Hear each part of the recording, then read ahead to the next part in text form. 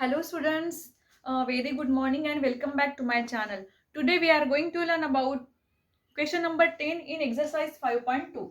So the question number 10 is in triangle OAB, E is the midpoint of OB and D is the midpoint of AB such that AD is to DB is equal to 2 is to 1 if OD and AE intersect at P. Then determine the ratio OP is to PD using vector method. सबसे पहले diagram बनाना है तभी हम solve कर सकते हैं, हमको समझ में आता है। सबसे पहले triangle O A B diagram बना लो, ट्रायंगल बना लो ओ ए बी। ठीक है, आगे आगे क्वेश्चन पढ़ते जाओ, वैसे वैसे बनाते जाओ। E is the mid point of O B, ये जो ओ बी है इसका मिड पॉइंट क्या है, ई दिया हुआ है, and D is the mid point of A B का मिड पॉइंट डी दिया है। Such that A D is to B D 2:1, मतलब ये AD और BD का रेशियो दिया है 2:1, मतलब ये M:N की वैल्यू हो गई। ठीक है, then OD and AE intersect at P, मतलब ये OD और AE है, यहाँ पे इंटरसेक्ट हो रहा है P पॉइंट पे। Then determine the ratio of OP is to PD, मतलब ये OP से लेकर PD तक ये इसका रेशियो फाइंड करना है by vector method. Vector method से फाइंड करना है, यही एक्सरसाइज में का क्वेश्चन नंबर 6 हमने पढ़ा था। एग्जैक्टली सेम वैसे ही सॉल्व करना है यही क्वेश्चन को। ठीक है, तो कैसे करना है देखो, अब फाइंड क्या करना है, यहाँ पे हमको ओपी इज टू पीडी इसका रेशियो फाइंड करना है, ओपी पीडी। तो सबसे पहले D bar is equal to लेते हैं। ठीक है, अब ये डी बार इज इक्वल टू क्या होगा, क्या है फार्मूला हमारा, m into B bar plus n into A bar upon m plus n। तो m प्लस 1 2:1 है, तो क्या होगा ये m प्लस n की value m into A bar n into B bar, m into B bar plus n into A bar, तो ये होगा 2 into B bar plus 1 into A bar upon 2 plus 1। So this is 2 B bar plus A bar upon 3, so 3 इधर आ गया, so 3 into D bar is equal to 2 B bar plus A bar, इस equation first. ठीक है, अब also अब देखो ई का फाइंड करने, ये ई क्या है, E is the mid point of O B. तो यहाँ पे आप ऐसा लिख सकते हो कि E is the mid point of O B करके आप लिख लेना अच्छे से। ठीक है, O is the mid point, E is the mid point of O B. So mid point से क्या होगा, मिड पॉइंट है तो ये होगा E bar is equal to O bar plus B bar upon 2, क्यों, क्योंकि मिड पॉइंट है। E bar is equal to O bar plus B bar upon 2, इसका रेशियो दिया है क्या, नहीं दिया है, तो ये अब 2 इधर आ गया, 2 E bar is equal to O bar plus B bar, ये इक्वेशन 2 हो गया। अब देखा आपने जो क्वेश्चन 6 में हमने पढ़ा था, वहां पे हमने क्या किया था। अब देखो ये दोनों इक्वेशन को अगर सॉल्व करते हैं तो कोई एक कट होना चाहिए, तो इसके लिए हम क्या करते हैं, कोई भी एक इक्वेशन को मल्टीप्लाई करते हैं, तो क्या करेंगे, इक्वेशन 2 को मल्टीप्लाई करते हैं 2 से, तो ये होगा 4 E bar is equal to 2 O bar plus 2 B bar, ये ओ है। ठीक है, 0 नहीं है, इक्वेशन 3 मिल गया। अब क्या करता है सब्सट्रैक्शन, सब्सट्रैक्ट 3 फ्रॉम 1, सब्सट्रैक्ट करते हैं 3, इक्वेशन 3 को 1 में से सब्सट्रैक्ट करते हैं, तो 1 इक्वेशन है 3 D bar is equal to 2 B bar plus A bar upon 4 E bar is equal to 2 O bar plus 2 B bar. इसमें से 2 बी बार कट हो गए, तो ये क्या होगा 3 D bar minus 4 E bar equals to A bar minus 2 O bar. So this is 3 D bar, ये 2 O बार इधर आ गया तो प्लस हो गया, is equal to A bar plus 4 E बार।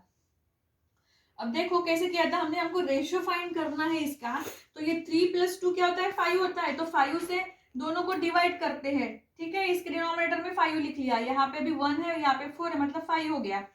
उसके बाद में इसको फोल्ड करते हैं, अब 5 है तो यहाँ पे 3 प्लस 2 है, तो यहाँ पे इसके डिनोमिनेटर में 5 को 3 प्लस 2 के फॉर्म में लिखेंगे, और यहाँ पे 1 और 4 है, यहाँ पे 5 है तो इसको हम 1 और 4 के फॉर्म में लिखेंगे, 3 D bar plus 2 O bar upon 3 plus 2 is equal to A bar plus 4 E bar upon 1 plus 4।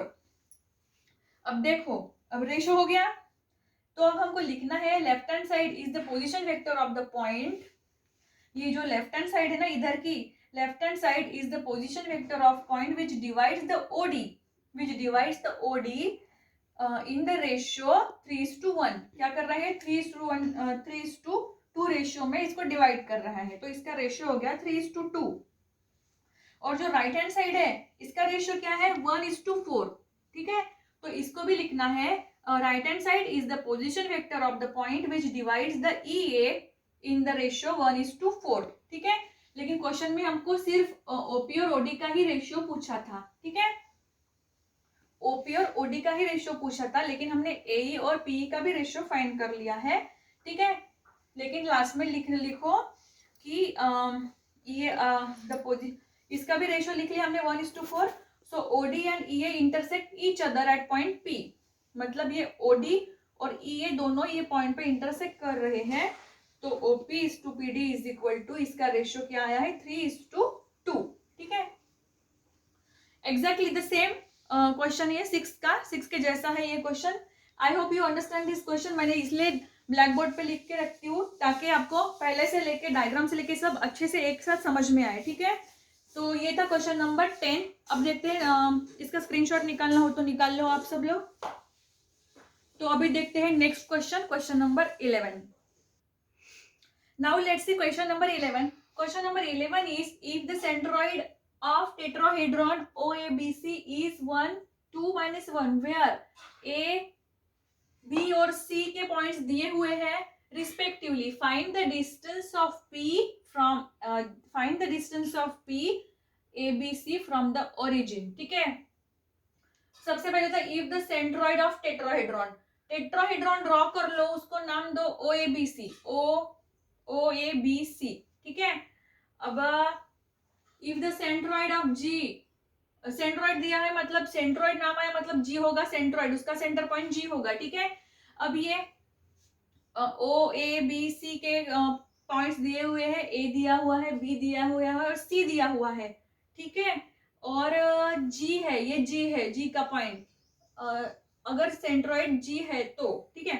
तो ये G के पॉइंट्स दिए हुए A, B, C और G के पॉइंट्स दिए हुए हैं, तो हमको डिस्टेंस फाइंड करना है फ्रॉम द ओरिजिन। तो क्या होगा देखो, सबसे पहले लिखते हैं G इज इक्वल टू, ये सेंट्रॉइड मतलब G होता है तो उसको G से डिनोट किया है, G इज इक्वल टू 1, 2, -1, ठीक है। इसको मैंने पहले ही आईजेके के फॉर्म में लिख लिया क्योंकि बाद में भी आपको उसको आईजेके के फॉर्म में लिखना है। तो पहले ही G bar is equal to क्या होगा, ये इसका G का पोजीशन वेक्टर होगा small G bar is equal to I + 2J - K।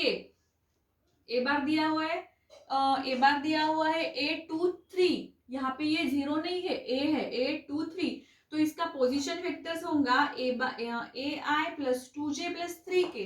Then B bar क्या होगा, 1, B, 2 दिया है तो ये इसका position vector is I + BJ + 2K।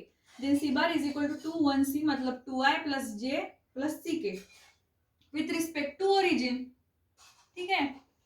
तो origin with respect to origin O को हम कंसीडर करते हैं कि ये ओरिजिन है, ठीक है। कंसीडर करो कि इसका पोजीशन वेक्टर C होता है, इसका स्मॉल a होता है, इसका स्मॉल b होता है, इसका स्मॉल g होता है, इसका स्मॉल o होता है। अगर हम कंसीडर करते हैं कि o ये ओरिजिन है तो उसका पोजीशन वेक्टर होगा o और उसका मैग्नीट्यूड होता है 0। ओरिजिन का मैग्नीट्यूड क्या होता है 0। तो देखो position vectors of A, B, C, G are small a bar, b bar, c bar, g bar. Now by centroid formula for tetrahedron, ये लिखना जरूरी है, टेट्राहेड्रॉन के लिए सेंट्रॉइड फार्मूला है G bar is equal to, तो tetrahedron कौन सा है हमारा OABC, तो इसके स्मॉल लेटर ले लो, O bar + A bar + B bar + C बार।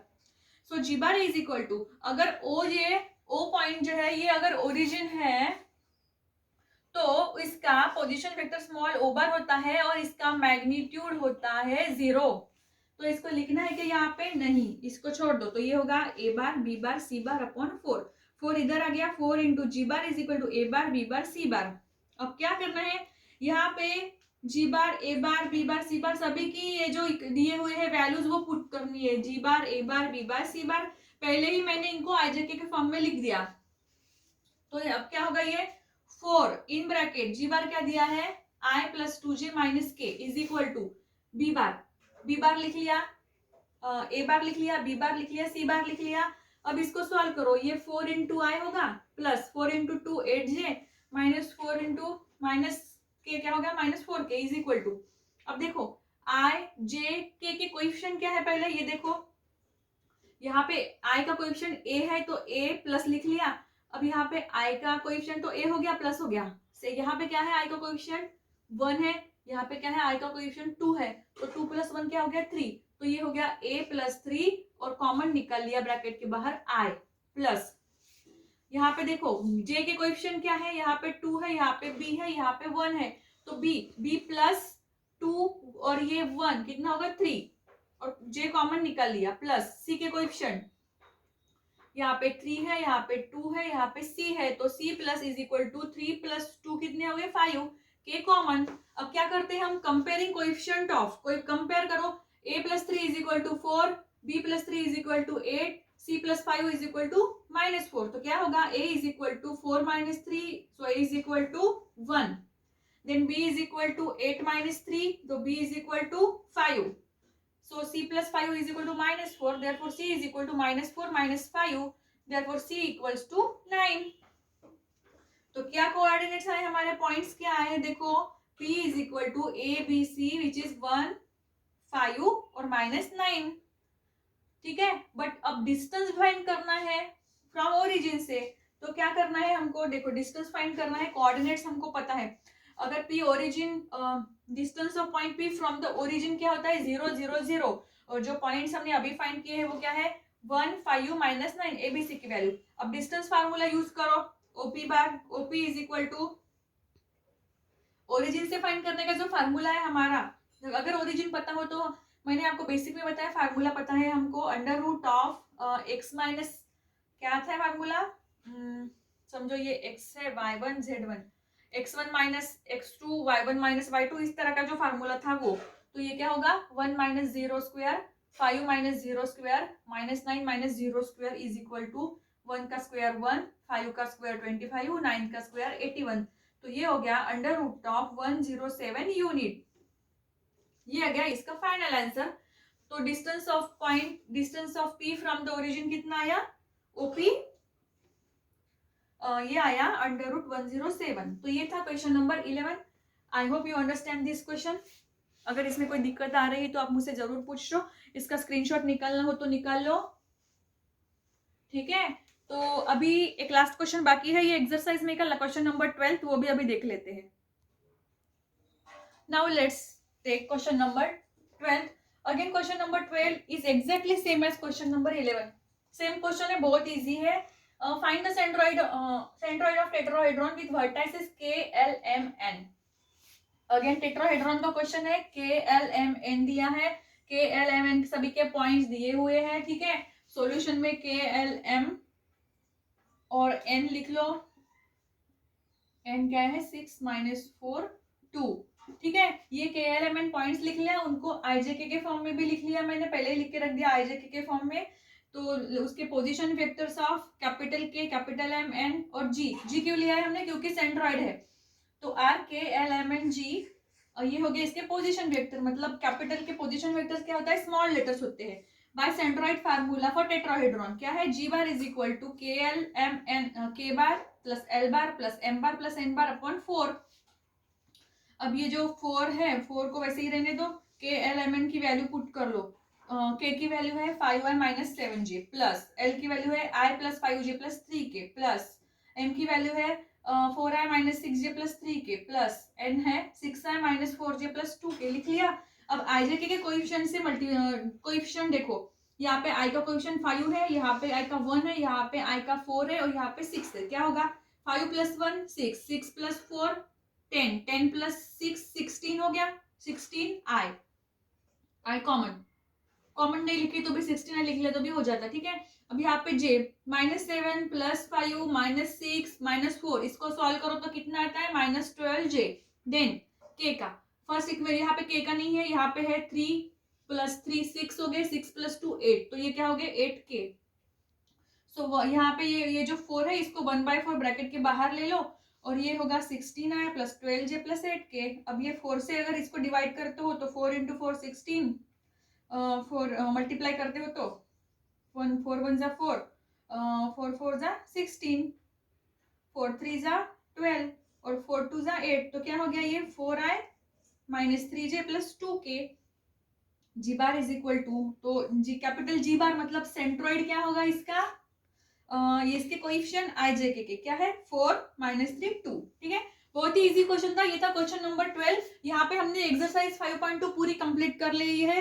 इस एक्सरसाइज के हर एक क्वेश्चन मैंने आपको सॉल्व करके बताई है, एक भी क्वेश्चन नहीं छूटा। बहुत ही बड़ा चैप्टर है, तो ये चैप्टर बहुत ही लंबा और लेंदी होने वाला है, क्योंकि मैंने पहले ही बताया था थोड़ा 5 और 6 चैप्टर जो था पुराना वाला, इसको सबमर्ज करके बड़ा हो गया है ये चैप्टर, तो इसको हमको समय लगेगा। जैसे जैसे होता है मैं अपलोड करते जाऊंगी, आप बस पढ़ते जाओ, ठीक है। तो अभी के लिए बस इतना ही। नेक्स्ट पीरियड में एक्सरसाइज 3.2 शुरू करेंगे। सो अभी के लिए बस इतना ही। Thank you so much.